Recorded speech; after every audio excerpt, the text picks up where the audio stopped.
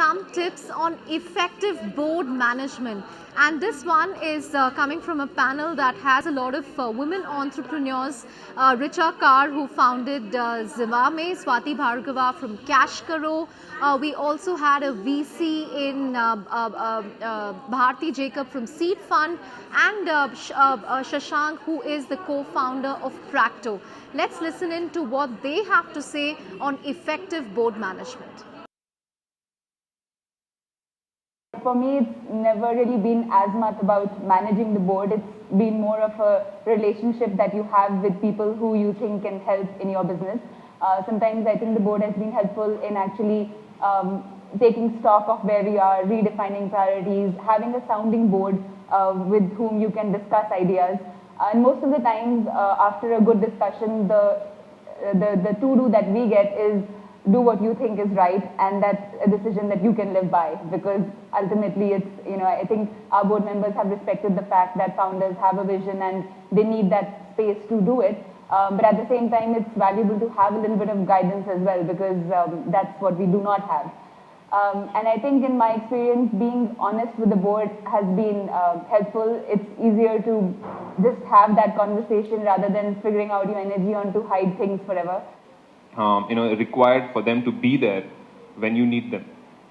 Doesn't matter if it's 2, but doesn't matter if it's in the midnight, doesn't matter if it's early in the morning. Do things, as if they are a co-founder in the company, and that's how the board members need to be, and that's how reactive they need to be. Doesn't matter what big a name they are, doesn't matter, how big a fund they manage. It's at that point in time what's good for the company that they should be actively involved in. That's one quick snippet of how we run a couple of board meetings at Practo. Apart from which, I think a couple of quick suggestions on being an effective board is trying to see if the board can be a good sounding. I think one thing I've learned in running effective board meetings is, give a quick half-an-hour update, but don't make the entire board meeting about the update. Pick up 2-3 topics that you think you can take out of the meeting and question the board members.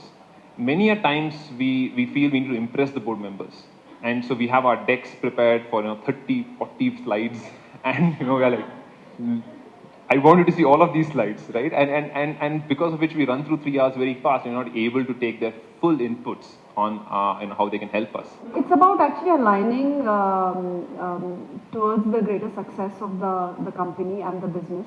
And with every year that we have seen, our goalposts have changed. Strategically, we could have a very different point of view in the second year versus in the first year.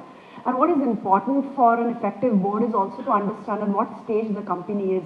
And they have to also evolve to start giving guidelines or even their ask from what they expect from their investment could also change basis what state the company is. And that has to all come together. And what I know is what is a dysfunctional board or an ineffective board is where people have different agenda. People are not aligned to the greater success of the company. And sometimes it's just that because you have different board members who are coming representing different investors, different geographies, etc. They all have different points of view. So what you also don't want is the entrepreneur gets very confused at the end of it, like what do they all want? They seem to be all wanting different things. Find us on Facebook at facebook.com/etnow, and don't forget to click the like button. You can also follow us on Twitter at etnowlive. To stay updated with all our programming, hit the subscribe button on our YouTube channel by logging on to youtube.com/user/etnow.